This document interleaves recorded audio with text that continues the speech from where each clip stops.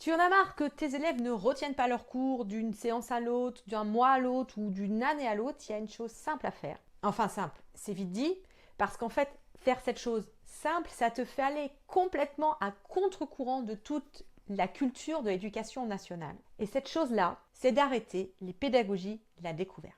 Les pédagogies de la découverte, c'est l'idée de se dire en gros que avant, dans l'école poussiéreuse, etc., il y avait le prof qui faisait le cours et du coup les élèves ne retenaient rien. Et que dans la nouvelle école qui fonctionne bien, on va demander aux élèves de découvrir eux-mêmes leurs cours. Sur le papier, c'est hyper joli. Et en plus, c'est une idée qui est plutôt attirante parce qu'on a envie que nos élèves soient acteurs, prennent le lead et aillent découvrir eux-mêmes leurs connaissances. Et pourtant, c'est une idée qui ne résiste pas à l'épreuve du terrain. Donc ce que je te propose dans cette vidéo, c'est qu'on aille regarder ensemble de plus près ce que c'est que cette histoire de pédagogie de la découverte et par quoi on peut la remplacer. C'est en fait la pédagogie à chaque fois qu'on te demande de construire une activité où les élèves réfléchissent, on remonte les préconceptions, etc. Et à la fin, ils trouvent le cours. Et donc, il y a une phase d'institutionnalisation et on va écrire ce qu'on a trouvé dans le cahier. Ça y est, c'est le cours. Et il y a cette idée que comme c'est les élèves qui ont trouvé eux-mêmes ce cours, eh ben, ils vont le retenir beaucoup plus et surtout beaucoup plus longtemps. Et si cette façon de faire te rappelle quelque chose, c'est normal puisque aujourd'hui, je dirais à vue de nez, 95% des enseignants font ça dans leur salle de classe. Pourquoi? Mais parce que c'est la façon de faire qui est donnée dans l'endroit où on forme les enseignants.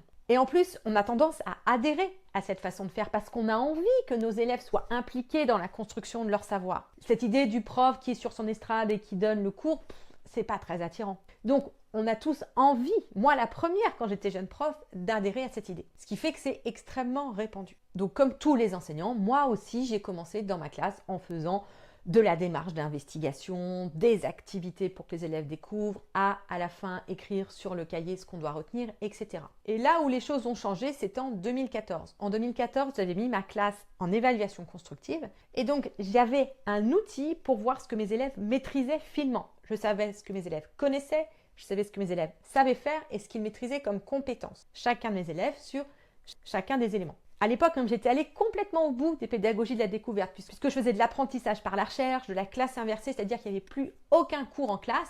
Les élèves découvraient tout par eux-mêmes. Et le problème, c'est que maintenant que j'avais un outil pour regarder comment mes élèves progressaient, ce que je voyais, c'est qu'ils ne progressaient pas. Alors, pas tous mes élèves, bien sûr. La tête de classe, ça, elle caracolait en tête de classe. Mais bon, moi, j'étais devenue enseignante pour enseigner à tous les élèves, pas uniquement à la tête de classe. Et alors, j'ai eu le réflexe que j'ai depuis le début de ma carrière. Je suis allée voir au niveau de la recherche ce qu'on disait sur la façon d'apprendre efficacement. Et ce que je découvre, c'est qu'en fait, ces pédagogies dites inductives, de la découverte, etc., sont peu efficaces, notamment sur le milieu que de classe, et qu'il y a beaucoup plus efficaces que ça, les pédagogies explicites. Et donc, en 2015, j'ai complètement abandonné les pédagogies de la découverte. Attention, ça ne veut pas dire que mes élèves écoutent mon cours comme ça.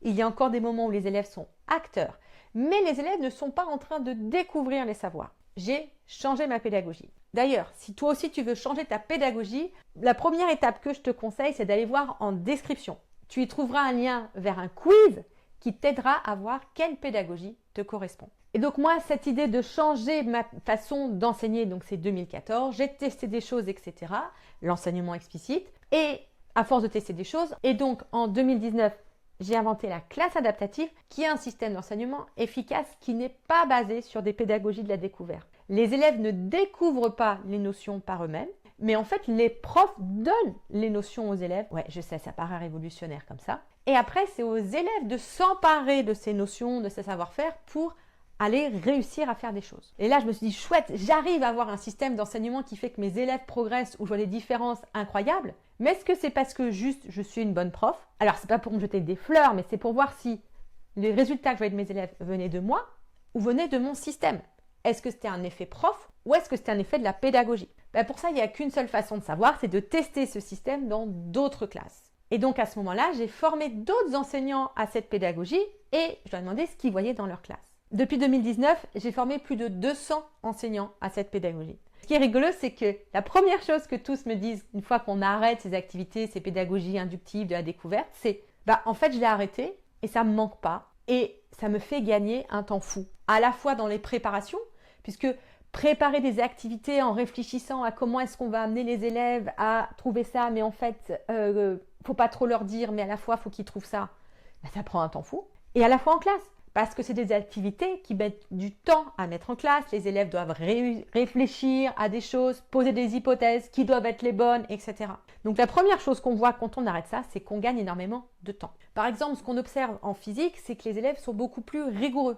D'ailleurs, c'est pas moi qui le dis, c'est Yann qui dit, je te lis son témoignage, je remarque que la rigueur de rédaction est nettement supérieure aux années précédentes. Juste en expliquant aux élèves ce qu'on attend d'eux, plutôt que de leur faire deviner. On a la même chose aussi dans les matières dites plus littéraires comme le français, etc., où les enseignants me disent « mais en fait, je réalise que ça fait plusieurs années que je n'enseigne plus. Je fais faire des choses aux élèves, mais typiquement, je leur donne un texte, je leur pose des questions et on va réfléchir ensemble sur le sens du texte, mais je ne leur explique pas comment comprendre le texte, comment comprendre une question. » Et on observe aussi la même chose au primaire. Alors là, j'ai formé beaucoup moins d'enseignants, plutôt quelques dizaines que quelques centaines, mais les quelques dizaines qui ont été formés me disent tous la même chose. C'est un gain de temps et surtout, on voit les élèves progresser beaucoup plus vite. C'est encore plus difficile au primaire parce que cette culture de les élèves doivent découvrir, doivent faire des séances où on remonte après une phase d'institutionnalisation est beaucoup plus ancrée. C'est vraiment la culture du primaire.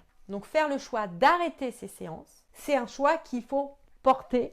C'est compliqué quand on est tout seul parce que on est entouré de gens qui ne voient pas d'autres façons de faire. Alors si toi aussi tu veux arrêter les pédagogies de la découverte, comment faire? La première chose à faire, c'est d'aller regarder du côté de la recherche, ne pas me croire sur parole. Et bonne nouvelle, ce travail, tu n'es pas obligé de le faire toi, puisque l'Éducation nationale l'a déjà fait pour toi. Le Conseil scientifique de l'Éducation nationale, c'est-à-dire un ensemble de chercheurs qui font pour toi l'état de l'art de la recherche, ont publié une boîte à idées en janvier 2023 et dedans tu vois bien que c'est écrit explicitement, il faut arrêter les pédagogies de la découverte. Et il te donne plein d'autres pistes de ce que tu peux mettre en classe. Aujourd'hui, la recherche nous le dit, il y a des pédagogies plus efficaces que les autres. Les pédagogies de la découverte, la démarche d'investigation, la démarche inductive, la pédagogie de projet, toutes ces pédagogies n'ont pas fait de preuve de leur efficacité. Contrairement par exemple à la pédagogie Montessori, aux pédagogies coopératives, à l'enseignement explicite ou à la classe adaptative,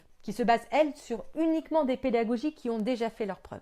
Donc si tu veux changer, l'idée déjà, c'est d'arrêter tout simplement les pédagogies de la découverte et de décider quelle pédagogie efficace tu veux mettre en place dans ta classe. Si tu as du mal à choisir parce qu'il y en a trop, c'est là que le quiz dont je t'ai parlé en début de vidéo, que tu trouveras en description, pourra t'aider. Ce qui est important, c'est qu'une fois que tu as choisi la pédagogie qui te convient, quelle qu'elle soit, c'est important de rester dans cette pédagogie. Tu peux faire toutes les améliorations que tu veux, regarder ce qui ne fonctionne pas pour les élèves, l'améliorer, mais évite de changer de pédagogie d'année en année. Parce que déjà, c'est épuisant pour toi de devoir changer ta pédagogie tous les ans, tous les 2 ans, tous les 3 ans. Mais en plus, comme tu ne fais pas des choses suffisamment dans la durée, tu ne peux pas savoir ce qui fonctionne et ce qui ne fonctionne pas. L'idée, c'est de choisir une pédagogie efficace, s'y tenir et regarder dans cette pédagogie efficace tout ce qui fonctionne bien, auquel cas tu le gardes et tu en fais plus, et regarder tout ce qui ne fonctionne pas et l'enlever. Mais ne change pas de pédagogie, tout ce que tu as acquis comme expérience, comme ressources, etc. sur la pédagogie que tu as choisie, l'idée c'est de le réutiliser le plus longtemps possible, idéalement toute ta carrière. Mais on améliore, on enlève ce qui ne fonctionne pas et on fait plus de ce qui fonctionne. Et si jamais tu me dis « mais Marie-Camille, je ne peux pas changer les choses, je n'ai pas le temps ou je suis épuisée », je t'encourage à aller voir cette vidéo. Dans cette vidéo, je démonte avec toi les 5 croyances et 5 choses que les profs font qui les épuisent. Si tu commences par arrêter de faire ces choses-là, tu trouveras le temps de changer ta pédagogie pour une pédagogie plus efficace qui aidera tes élèves.